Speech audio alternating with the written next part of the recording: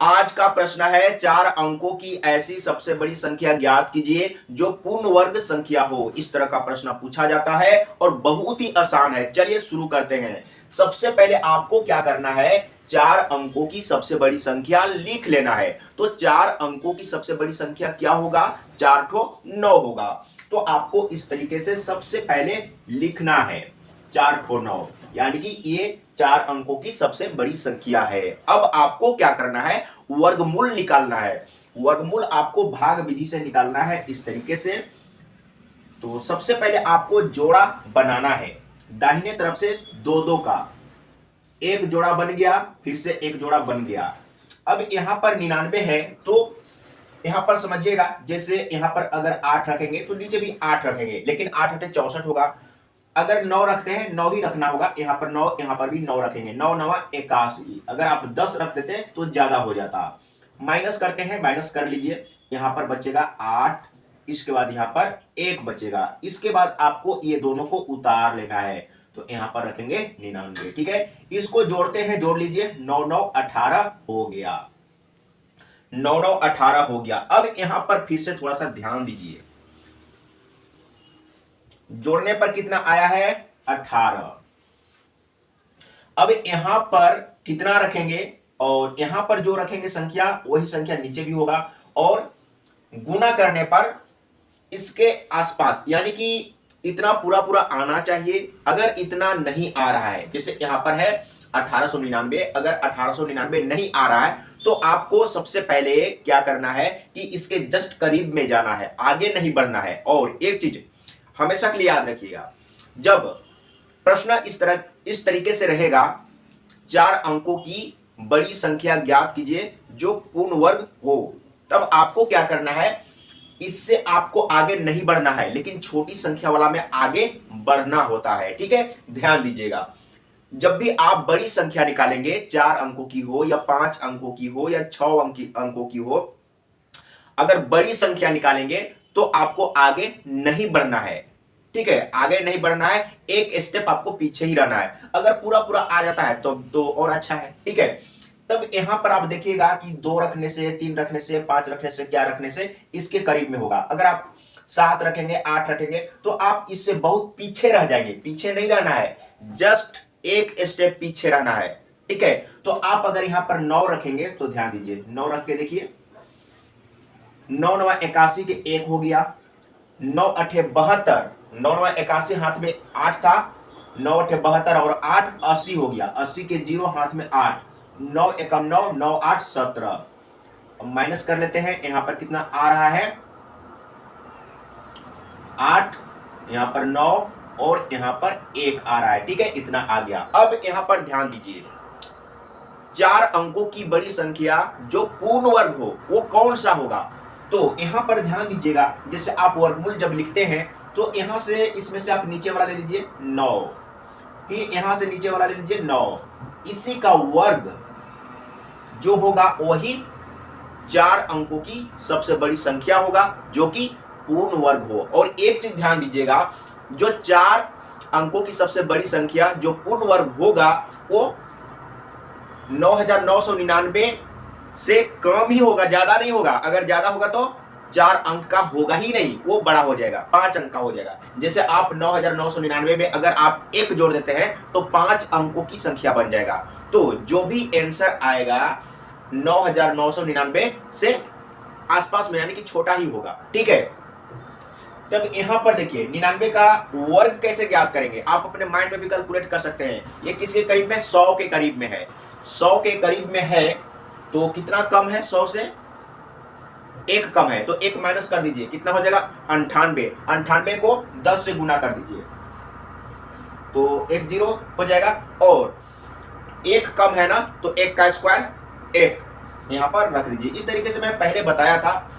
हाँ, आप इस तरीके से कर सकते हैं, यानी कि 99 को 2 बार गुना कर दीजिए तो आ जाएगा ना, आ गया। ठीक है, अब मैं दूसरा तरीका, यहां आने के बाद आप 2 तरीके से दिमाग लगा सकते हैं। ठीक है, एक तो ये हो गया, यानी कि इसका जो वर्गमूल हम लोग लिखे, जैसे यहां से 9 और यहां से 9 ले लिए, तो इसका जो, यानी कि 99 का जो वर्ग होगा वही 4 अंकों की सबसे बड़ी संख्या होगा जो कि पूर्ण वर्ग होगा। ठीक है, अब अगर आप ऐसा नहीं करना चाहते हैं तो दूसरा आप क्या करेंगे, यानी कि यहां पर ध्यान दीजिएगा, ये दोनों का जो डिफरेंस ये लास्ट में आया है ना, ये जो आया है, कहने का मतलब है कि ये 4 अंकों की सबसे बड़ी संख्या है, उसमें 198 अधिक है, जिसके चलते पूर्ण वर्ग संख्या नहीं हो पा रहा है।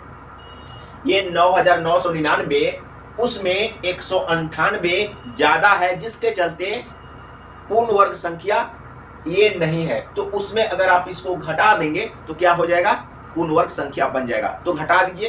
तो अब प्रश्न इस तरीके से भी आता है, क्या जोड़ेंगे तो पूर्ण वर्ग संख्या बन जाएगा, क्या घटाएंगे तो पूर्ण वर्ग संख्या बन जाएगा। तो ऐसा ही प्रोसेस उसमें भी होता है, आपको एक बार समझना होगा, सीखना होगा। अगर एक बार कॉन्सेप्ट को सीख लिए तो फिर कोई दिक्कत नहीं होगा।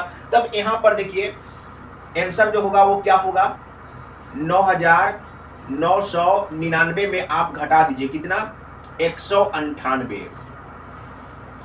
तो यहां पर दिखाई दे रहा है ना, मैं एक बार देख लेता हूं दिखाई दे रहा है या नहीं, नहीं तो फिर हाँ दिखाई दे रहा है। चलिए मैं इसके नीचे लिख देता हूं। तो यहां पर देखिए कितना हो जाएगा, 1 हो जाएगा, यहां पर 0 हो जाएगा, और यहां पर 8 हो जाएगा, और यहां पर 9। देख लीजिए यहां पर भी वही चीज है, यहां पर भी वही चीज है। तो 4 अंकों की सबसे बड़ी संख्या जो पूर्ण वर्ग है वो क्या है, 9801। अब मैं एक बार फिर से रिपीट कर देता हूं, 4 अंकों की ऐसी सबसे छोटी संख्या ज्ञात कीजिए जो पूर्ण वर्ग हो। मैं इससे पहले बता चुका हूं, लेकिन फिर से एक बार समझिए, यहां पर आप कंपैरिजन करके देखिएगा।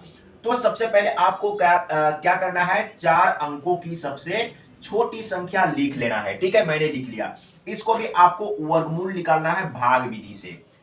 तो सबसे पहले इस तरीके से, और जोड़ा लगा लीजिए, जोड़ा मैंने बना दिया। अब आपको क्या करना है, ध्यान दीजिए, क्या हो जाएगा, 3 तिहाई 9 होगा ना, इतना तो सभी लोग जानते हैं। अगर नहीं जानते होंगे तो जरूर बताइएगा। अगर इन्हीं को मैथ में प्रॉब्लम है, अगर मैथ के चलते आपको नौकरी नहीं मिल पा रहा है, एग्जाम आप नहीं निकाल पा रहे हैं, तो मुझे जरूर खुलकर बताइएगा।